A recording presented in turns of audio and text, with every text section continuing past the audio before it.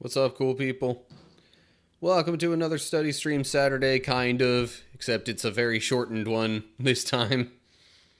Um, I was doing something with somebody else for their live stream before this, so yeah. And, OBS frames dropping like crazy. Why? Oh, hi, Al. You're here already.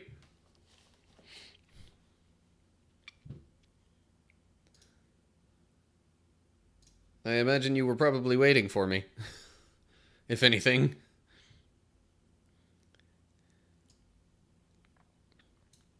Yeah, well, I didn't know exactly when, uh, you know, Zent's stream that I was kind of participating in before this. I had no idea when that would end, really.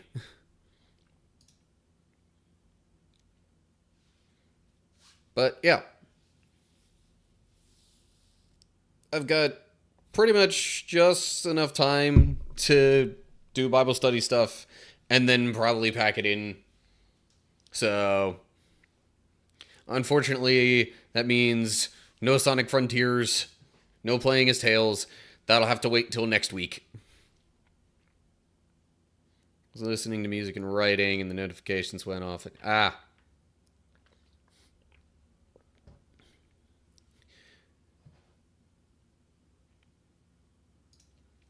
right.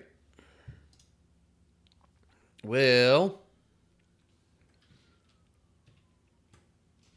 I don't think there's too much to say going into this. In case you're wondering what was going on in the stream I was in before this, we were basically playing a bunch of Halo. Specifically Infection, where it's like you've got some people as zombies, and if they kill the non-zombies, then those people become zombies, and then, yeah.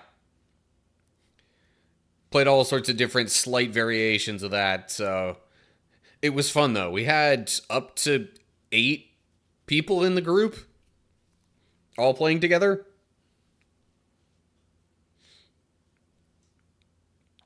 But yeah, and like about half of them were people I already knew and like have done other content stuff with. A couple of others I had probably done a similar thing with, just through Zent's channel, but I hadn't really met them. I hadn't really worked or done anything else with them outside of that.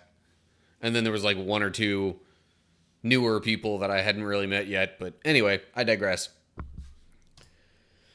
And if I digress too much, sure, my voice is not going to like me by the time I get through these Bible verses. So, maybe I should,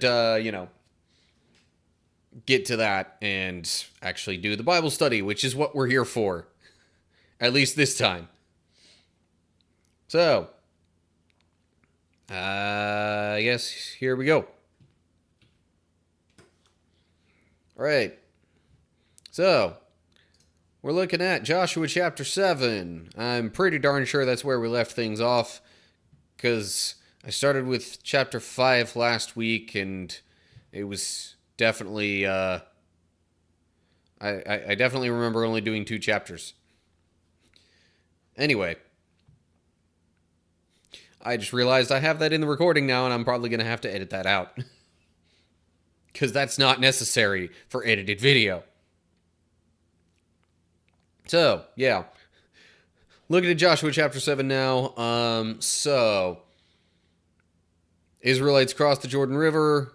They wound up marching around Jericho, and because God told them to, they marched around, and on the last day shouted really loud, blew some trumpets, the walls came down, and then they went in and were able to like successfully take over that city. Um, and I'm pretty sure that's the last thing that happened. I honestly can't remember offhand what was in chapter 5. Oh, that's right. That's where they just did the ceremonial stuff. Okay. So, that's where that's where we're at coming into this chapter. So here we go. Joshua chapter 7. But Israel violated the instructions about the things set apart for the Lord. A man named Achan, I don't know how to pronounce that. Shoot, it's like Jewish Middle Eastern, so it might even be like Achan.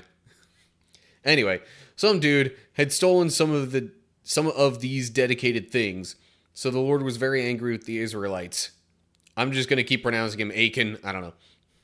Achan was the son of Carmi, a descendant of Zimri, son of Zerah of the tribe of Judah.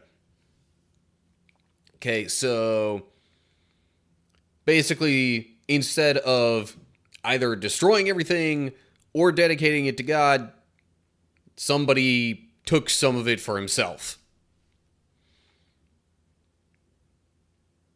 And that's how the instructions were violated. Footnotes. Right. That's the same. When it mentions setting things apart for the Lord, that's still the same Hebrew term that was used previous times when it just said, like, destroying things. I mean, because this footnote is reading the same as that. Refers to the complete consecration of things or people to the Lord, either by destroying them or giving them as an offering. Yeah. Same thing, same meaning. But it's rendered a bit differently here. So it could be either that something was meant to be destroyed and he took it for himself, or it was meant to be given to God and he took it for himself. Either way, bad thing. He shouldn't have done that. Footnote here at Zimri. Okay. As in parallel text at 1 Chronicles 2:6, Hebrew reads Zabdi. Or Zabda, I don't know. So I think they're referring to Zimri here using that name because there's also a verse in First Chronicles that I guess mentions Zimri as the son of Zerah or somewhere in this chain of ancestry. So I think rather than it looking like it's different people, potentially translators for this version decided, hey, we're going to call him Zimri, but note that the original Hebrew gives a different name, which could put a whole different spin on things, but it's generally not too, like that doesn't necessarily affect our understanding of these verses all that much. Anywho, I've been talking a lot already. I should stop doing that and move things along. Verse 2. Joshua sent some of his men from Jericho to spy out the town of Ai. I'm going to pronounce it Ai. East of Bethel, near Beth Aven. When they returned, they told Joshua, "There's no need for all of us to go up there. It won't take more than 2,000 or 3,000 men to attack Ai. Since there are so few of them, don't make all our people struggle to go up there." Okay, so they're assuming that it's going to be easy because it's a smaller town. Let's see what happens. Verse 4. So approximately 3,000 warriors were sent, but they were soundly defeated. The men of Ai chased the Israelites from the town gate as far as the quarries, and they killed about 36 who were retreating down the slope. The Israelites were paralyzed with fear at this turn of events, and their courage melted away. So, let's see here. Soundly defeated makes it seem like there were very few, if any, casualties on the side of the Ai residents, Ai armies. Saying Aiites sounds weird. Anyway, footnote there at the quarries, or as far as Shebarim, which, I mean, that name wouldn't necessarily mean anything directly to us, the current day readers, unless we were able to look at the Hebrew meaning of Shebarim and be able to, like, translate from there. But it probably means something similar anyway, because that's how a lot of these Hebrew names for things worked. Anyway, so somebody violated God's instructions. The spies are overconfident, and as a result of both of those things, but probably more so the instructions being violated, the army, or the 3,000 men who were in the army, are just absolutely manhandled. They get pushed back easily and chased away from the town of Ai. But because of this defeat, now the Israelites are afraid. Even though they were supposed to be making other people afraid. So, verse 6. Joshua and the elders of Israel tore their clothing in dismay, threw dust on their heads, and bowed face down to the ground before the ark of the Lord until evening. Then Joshua cried out, "O sovereign Lord, why did you bring us across the Jordan River if you're going to let the Amorites kill us? If only we had been content to stay on the other side. Lord, what can I say now that Israel has fled from its enemies? For when the Canaanites and all the other people living in the land hear about it, they will surround us and wipe our name off the face of the earth. And then what will happen to the honor of your great name?" Interesting how Joshua emphasizes, God's honor in this case, and not like himself or even just the people. He's pleading to God for God's own case, basically. So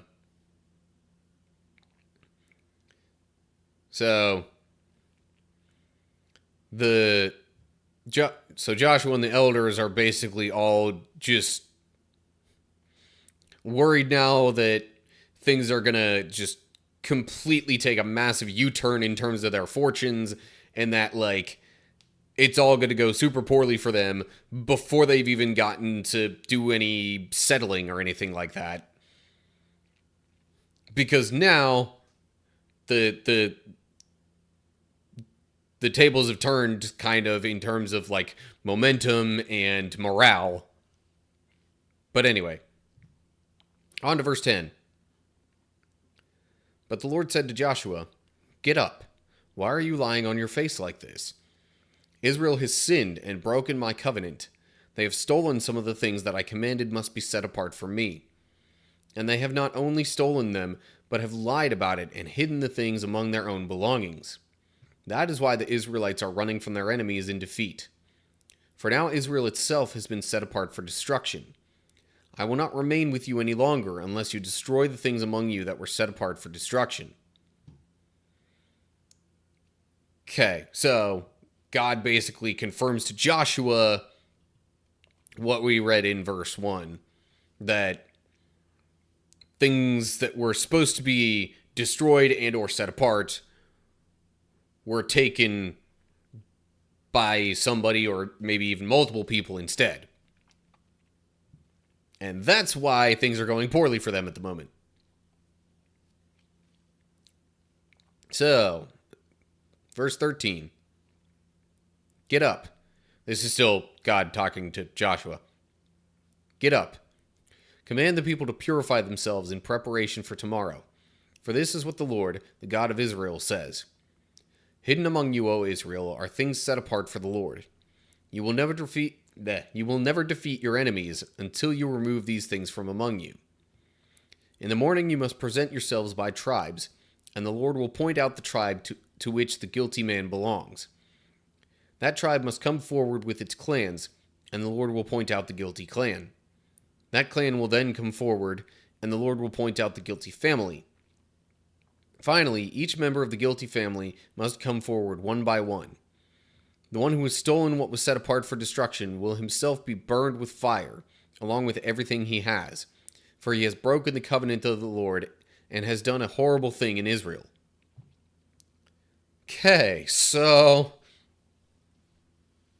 God's plan essentially is that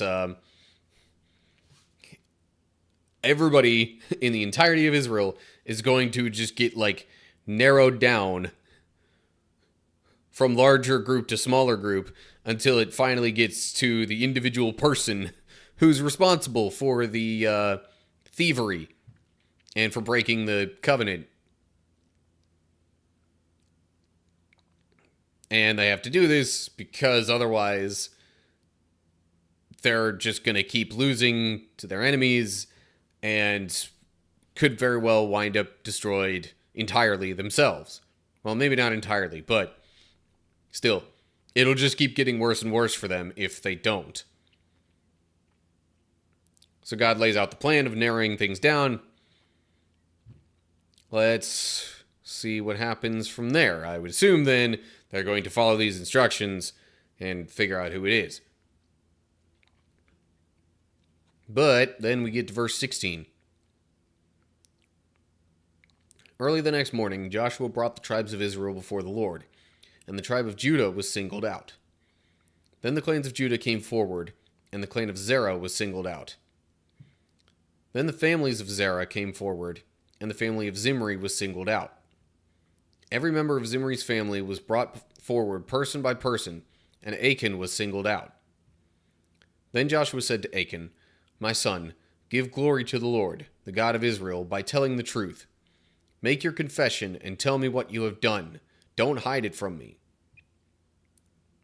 Okay, so they follow the plan God laid out. It gets narrowed down and pretty much winds up working backwards of the order that we read here.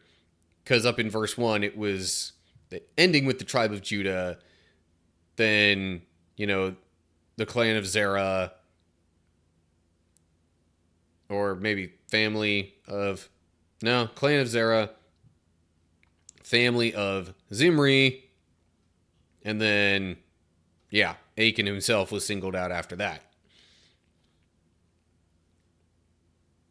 And I guess just because it was talking about the individual person from the get-go up here, that's kind of why the order was reversed, because then it was up here it was going from individual person, broadening it out to the tribe, but here the narrowing down went from tribe level down to individual person. And then Joshua just asks him, because he's been singled out, to tell him what was done. So then in verse 20, Achan replied, "It is true, I have sinned against the Lord, the God of Israel. Among the plunder I saw a beautiful robe from Babylon, 200 silver coins, and a bar of gold weighing more than a pound. I wanted them so much that I took them. They are hidden in the ground beneath my tent, with the silver buried deeper than the rest." So, at least he confesses.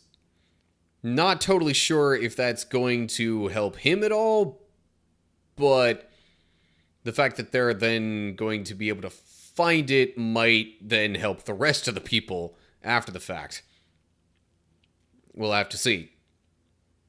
But first, footnotes.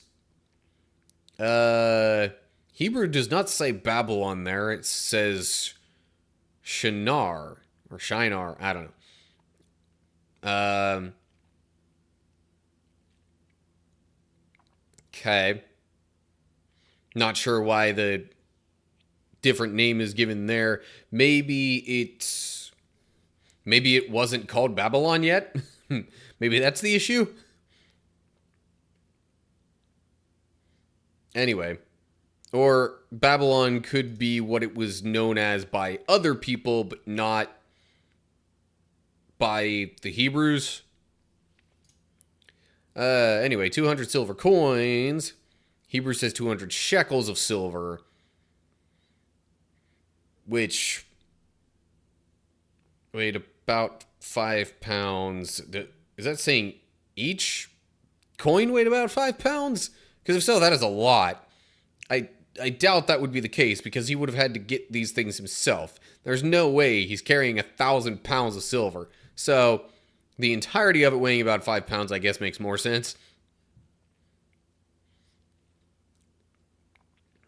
But yeah. And then footnote here about the bar of gold weighing more than a pound. Hebrew says 50 shekels, which is about 20 ounces or 570 grams. So, anyway, just more precise measurements, or at least more precise to the original Hebrew, at least. And then trying to, come up with the adjusted units from there. Anyway. So, after admitting what he stole and where it is, then we get to verse 22. Sorry, real quick. I'd have a guess that was it. The Hebrews had a different name, like how Great Britain was named Albion originally before the Roman invasion. Huh, okay. Yeah, that... In reference to Babylon / Shinar. Yeah, that... As I think through these things and wonder to myself, okay, why is that different? I usually find myself going through multiple possibilities there, and, as I think through it, then it's like, okay, well, which one of these possibilities makes more sense? And I usually just kind of end up going with that in my head. But yeah, being known as something else, either at that time or, by different people or whatever, probably makes more sense as to why it shows Babylon here, but then Shinar in the Hebrew. Anywho. Alrighty. So, verse 22 now. So Joshua sent some men to make a search. They ran to the tent and found the stolen goods hidden there, just as Achan had said, with the silver buried beneath the rest. They took the things from the tent and brought them to Joshua and all the Israelites. Then they laid them on the ground in the presence of the Lord.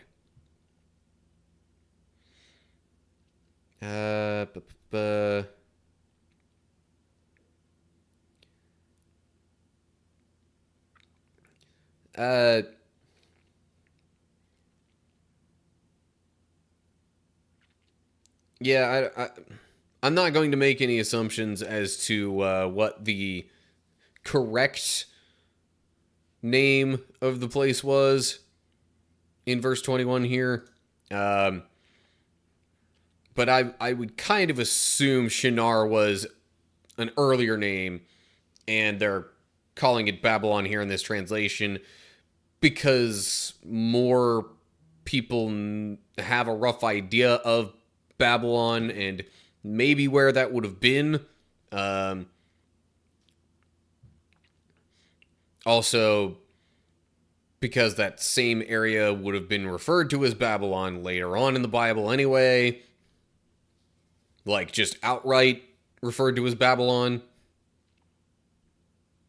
Or maybe they're doing that because most translations just assume that it's Babylon, or call it that anyway, and they're just making a note of the different Hebrew name in this translation. I don't know. But anyway, enough on that. So things are found in the tent, and they're brought to Joshua and everybody in the presence of the Lord.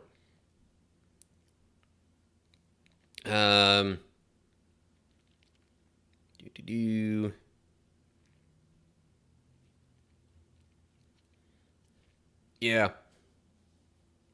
It's interesting how names like that can almost get lost to time.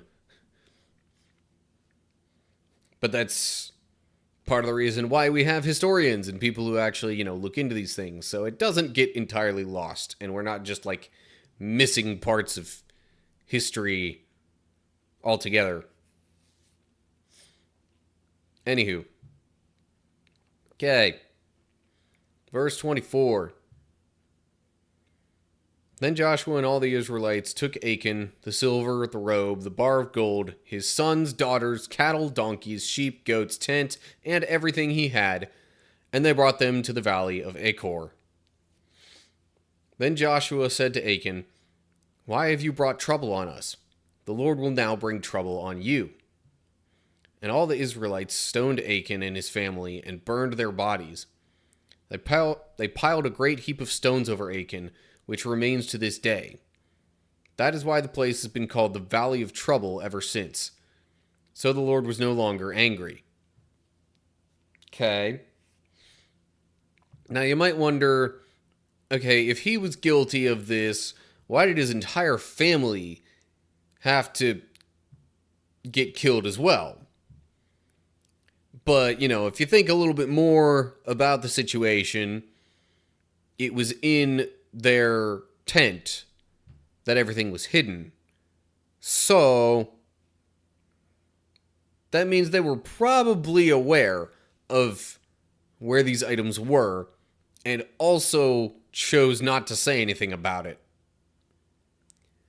So they were kind of complicit in the whole thing in some slight way.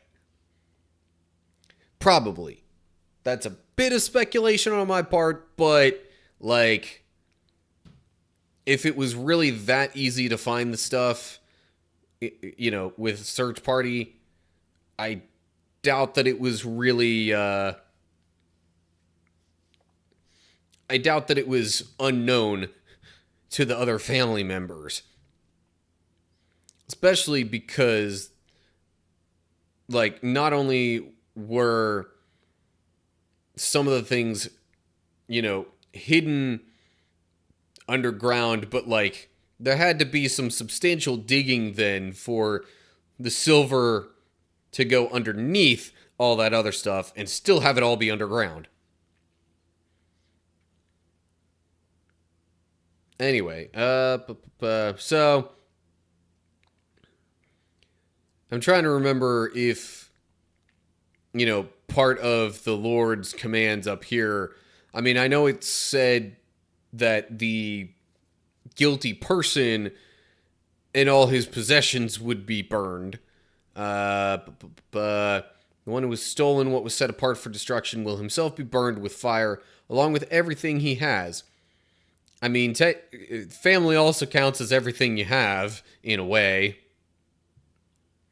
So it also makes a little sense from that perspective why the rest of the family died too.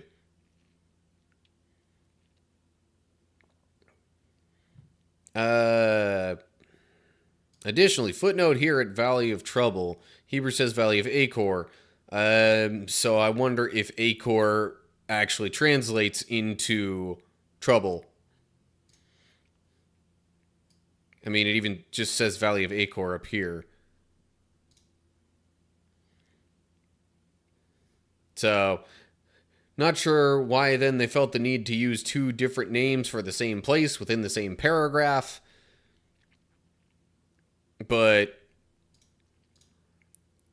I guess, though, because in the context of this sentence, it makes more sense to use the translation of it, because then you know the meaning of it and the reason why it was named that way. So again, help with understanding things. There seems to be a lot that the translators of this version did in that regard, just to try and help readers understand things better.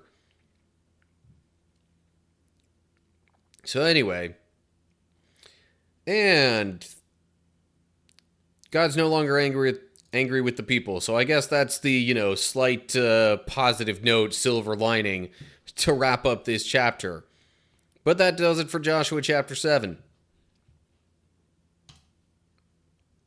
All right.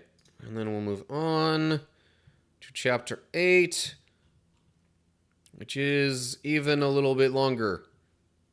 Yay. I shouldn't say that as if I don't like the idea. Because reading Bible is good thing. Helps us learn. Anyway. Alright. I don't really have anything else to say in between, so let's get right to it. Alright. So, we're looking at Joshua chapter 8 now. So then after Jericho was defeated, a guy took some of the stuff for himself that he wasn't supposed to. That got the entire Israelite people in trouble. Or at least on God's bad side. And then they got into a fight. Didn't go well. The troops were basically chased away from the town that they were trying to fight. And then it was found out. They got the stuff. They found the culprit. It's all taken care of now. So now they're back on God's good side. And that's where we get into things with chapter 8 here. So here we go. Joshua chapter 8. Then the Lord said to Joshua, "Do not be afraid or discouraged. Take all your fighting men and attack Ai, for I have given you the king of Ai, his people, his town, and his land. You will destroy them as you destroyed Jericho and its king. But this time you may keep the plunder and the livestock for yourselves. Set an ambush behind the town." So this time he's actually outright saying, all right, hey, you know what? Y'all can take the stuff from this place. Don't, you're not going to get in trouble again if somebody keeps stuff for themselves. But otherwise, do all the same stuff you did at Jericho. Maybe not the, marching around and blowing trumpets and whatnot, but with the actual fighting part of it, yeah, do that the same. So, verse 3. So Joshua and all the fighting men set out to attack Ai. Joshua chose 30,000 of his best warriors and sent them out at night with these orders. Hide in ambush close behind the town and be ready for action. When our main army attacks, the men of Ai will come out to fight as they did before, and we will run away from them. We will let them chase us until we have drawn them away from the town, for they will say, the Israelites are running away from us as they did before. Then, while we are running from them, you will jump up from your ambush and take possession of the town, for the Lord your God will give it to you. Set the town on fire, as the Lord has commanded. You have your orders. So, also earlier on in verse 2, 1 or 2, it mentions taking all the fighting men, not just a few thousand, to attack the town this time. And out of all those men, 30,000 of them, which is already 10 times more than all the troops that they sent last time, 30,000 are just going to hide and get ready for the ambush. Meanwhile, all the rest of them are going to serve as a diversion or a distraction to lure the armies of Ai away. So then the 30,000 will go in, attack, set things on fire, and basically destroy the town entirely that way. Alright, verse 9. So they left and went to the place of ambush between Bethel and the west side of Ai. But Joshua remained among the people in the camp that night. Early the next morning, Joshua roused his men and started toward Ai, accompanied by the elders of Israel. All the fighting men who were with Joshua marched in front of the town and camped on the north side of Ai, with a valley between them and the town. That night Joshua sent about 5,000 men to lie in ambush between Bethel and Ai, on the west side of the town. So they stationed the main army north of the town and the ambush west of the town. Joshua himself spent that night in the valley.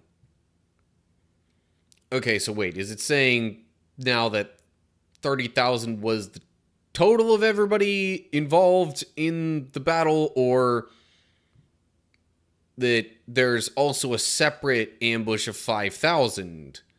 It would make more sense that 30,000 is the total and then 5,000 is the ambush in this case. But I mean, either way, that's still a total of 10 times the number of men involved. And even more than was sent last time, just dedicated to the ambush. So, yeah, either way, they're not so much underestimating the people of the town this time. So, they're now pretty much ready for the attack and the ambush. And then we get to verse 14. When the king of Ai saw the Israelites across the valley, he and all his army hurried out early in the morning and attacked the Israelites at a place overlooking the Jordan Valley. But he didn't realize there was an ambush behind the town. Joshua and the Israelite army fled toward the wilderness as though they were badly beaten. Then all the men in the town were called out to chase after them. In this way, they were lured away from the town. There was not a man left in Ai or Bethel who did not chase after the Israelites, and the town was left wide open.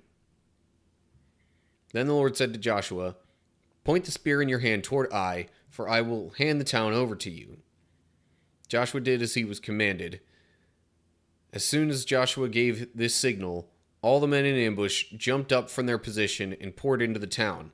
They quickly captured it and set it on fire. So, plan has been enacted, and ambush successful. Makes you wonder what the distance was between them, like between the groups of soldiers. That, I mean, because it says as soon as Joshua gave the signal of pointing his spear, the men in ambush then poured into the town. Was the pointing of the spear itself actually the signal to the ambushers? Or was that just very coincidental timing? It's not made entirely sure. They must have been pretty close in order for that spear pointing to actually be the signal in and of itself. So I feel like it makes more sense that it was just the timing that worked out that way. But I don't know. Maybe there was some additional signal that would have been easier to see from afar that was also given at the time Joshua pointed his spear. I don't know. But anyway, not exactly a significant detail. Footnotes. At the Jordan Valley there, Hebrews says the Arabah. Again, probably Araba was probably the actual name of it, especially in Hebrew, but Jordan Valley helps us understand a bit better maybe how close they still were to the Jordan River. And, maybe if you could find a map of the area related to that time, you might be able to get a better sense of where this is all happening. Footnote at Bethel. Some manuscripts lack the part that says or Bethel.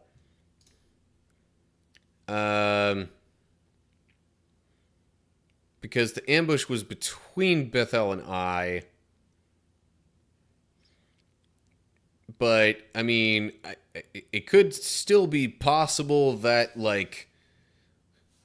armies from both towns just, chased after the main Israelite army in the same direction.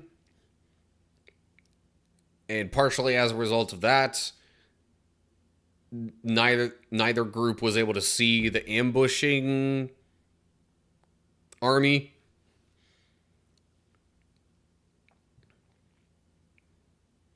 But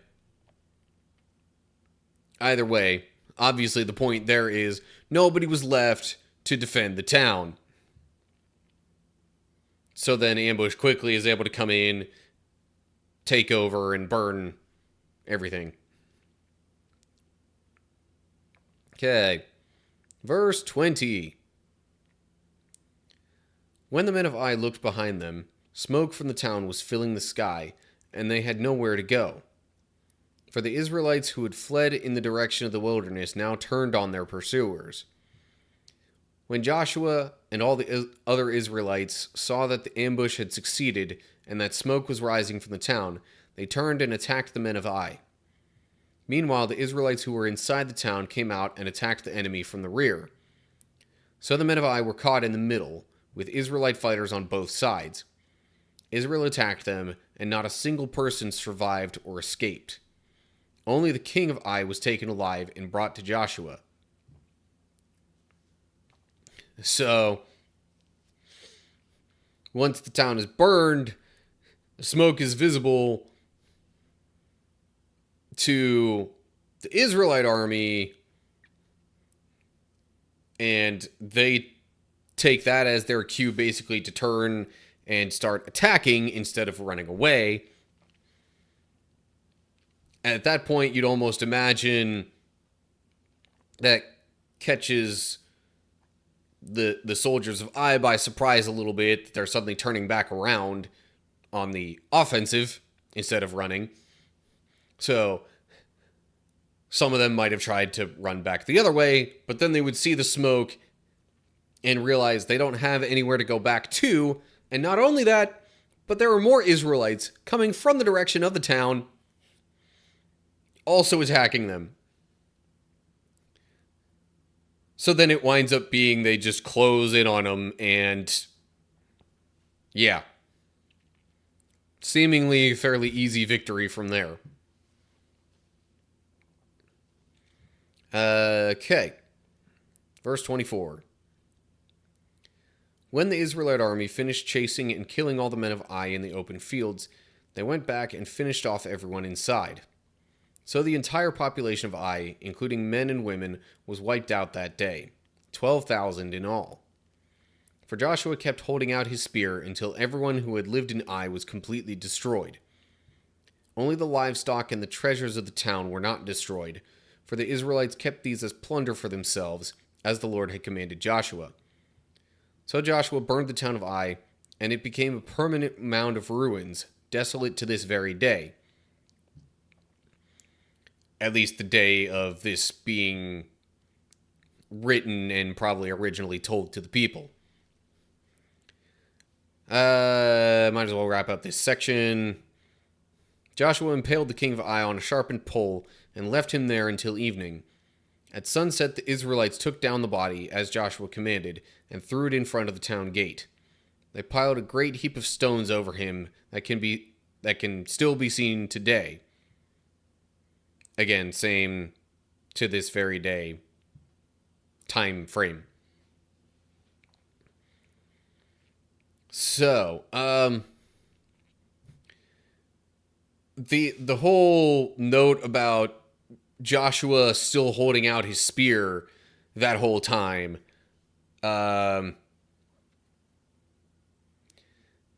kinda is reminiscent of one of the earlier battles. I forget which one it was, but like it was one where Moses was holding up his staff, and as long as he was able to hold up his staff, the Israelite army was successful. But if his arms dropped, then they started losing. To the point where I think Aaron and maybe one of the priests was there, like, holding up Moses' arms. Has a similar vibe to it with the whole Joshua holding his spear out. But anyway.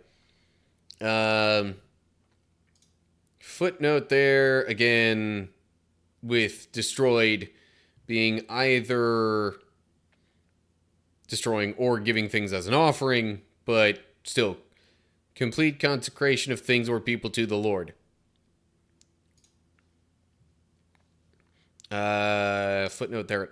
I means ruin. So it probably wasn't actually called that by the people who lived there. But in this reading, it's called that because, I means ruin, and the town was just left in ruins. Desolate to this very day. What day that would be, I'm not entirely sure. I suppose you could try and track somewhat of a chronology from the beginning of the Bible and or even from end of Old Testament and try and backtrack it from there maybe using some New Testament genealogies as a way to help track all that. I don't know, but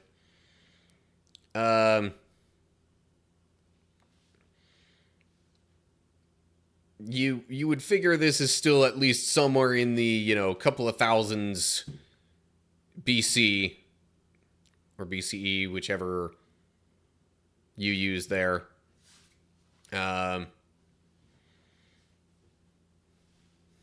So the whole place is destroyed. All 12,000 people apparently die.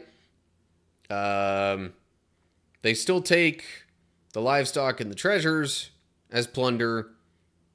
But otherwise, yeah. All the rest of it's gone. Everything from that town. Yeah. And then I wonder if the heap of stones was also meant as a monument similar to some of the altars that were set up for previous things. But it doesn't really describe it as an altar because you wouldn't really put an altar on top of somebody, right? I don't know. Anyway, point is, whether or not it was intended, that could have served as some sort of memorial.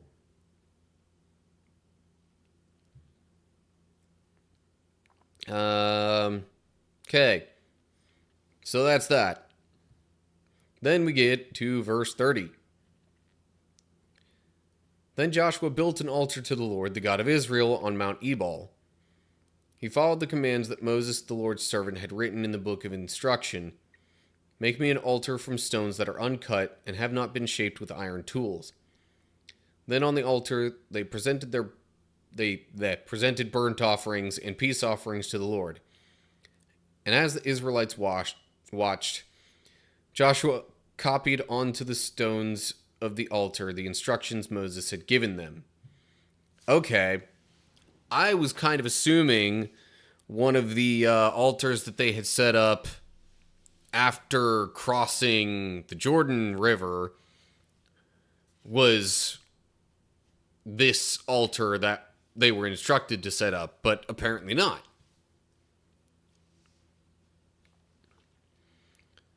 So now that's getting set up. Footnote just makes a cross-reference with Exodus and Deuteronomy in terms of, like, the instructions for that altar being built.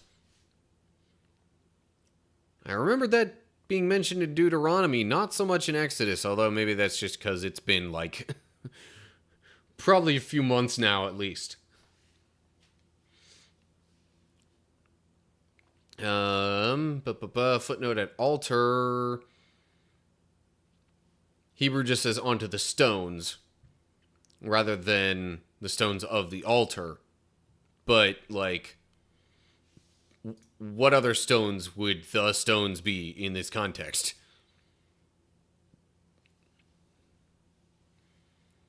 Anywho. Alright, verse 30. This is all verse 33? That is a long flippin' verse. Why is it that long? Anyway, I might just read through to the end of the chapter then. So, here we go. Verse 33. Then all the Israelites, foreigners and native-born alike, along with the elders, officers, and judges, were divided into two groups. One group stood in front of Mount Gerizim, the other in front of Mount Ebal. Each group faced the other, and between them stood the Levitical priests carrying the Ark of the Lord's covenant. This was all done according to the commands that Moses, the servant of the Lord, had previously given for blessing the people of Israel.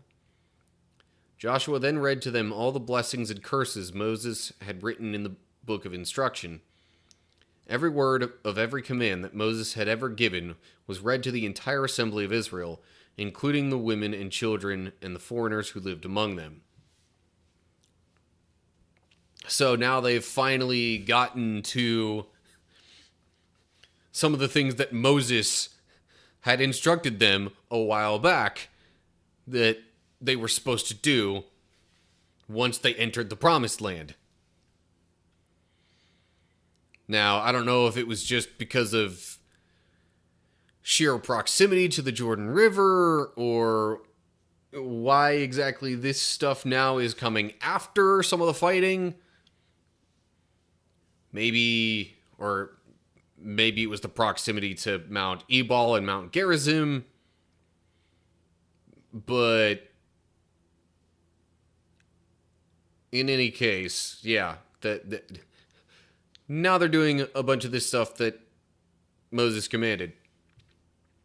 I almost kind of wonder, like, it mentioned there being a valley in between, the Israelite army camp as they were preparing to attack Ai, and then, Ai itself, like, valley in between. I wouldn't so much as assume that Mount Ebal and Gerizim were like the mountains on either side of that valley in between the armies during that attack. But it could be a possibility and would also make some sense out of why they hadn't done this stuff already. But that's just me kind of trying to fill in some possible gaps and or answer possible questions as to why it played out in that particular sequence of events. But anywho, okay. And with the reading of all the instructions, that especially, I think, sort of fulfills this whole Lord's Covenant being renewed. Because they would have read the entirety of the covenant again. Anywho. Alright. So that does it for Joshua chapter 8. I think I, didn't really wind up talking as much and, speculating or commentating on things as much as the previous chapter. And that's how I wound up with a similar length, discussion of it, despite it being a bit longer. But anywho, that's not important. Okay, chapter 8 done.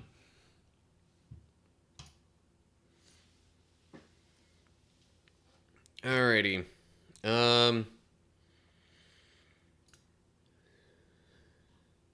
Yeah, no, chapter 9 is not short enough that I really feel like doing that. Let's see here. It's almost 8 o'clock. I do think I will be ending the stream just because I've got about an hour and a half before I would want to get to sleep because of church stuff tomorrow. Although, I don't have to be at church as early tomorrow. I'm not actually, volunteering to do the tech stuff. But still, that means I could just do other things in the morning a little bit before that, maybe.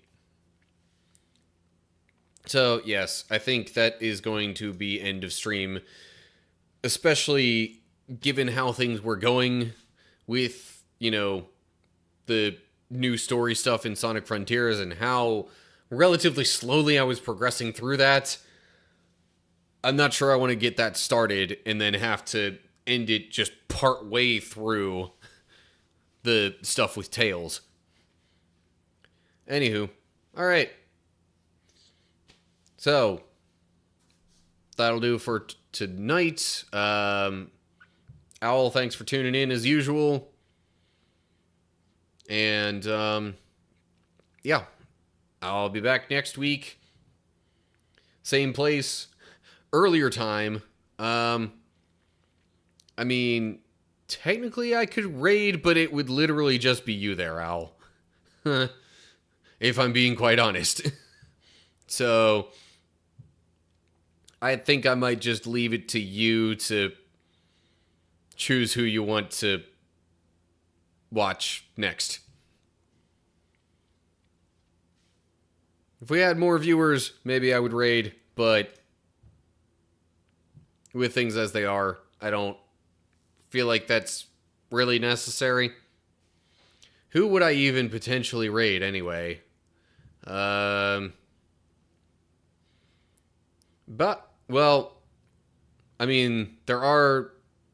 some who I don't think I've raided before, but I think I'd rather just save that for another time. Yeah. Technically, I could raid with one viewer, but also, I feel like it's a little dishonest if I'm just going to then skip out on it myself afterwards, which is probably what I'm going to do. If, just full disclosure there. So, yeah, I think I'll just leave it at that. Again, thanks for watching, Owl, and anybody else who might have hopped in along the way. But that'll do it for tonight. So, yeah. Till next time, stay cool, everybody. Nope. Hit the wrong thing.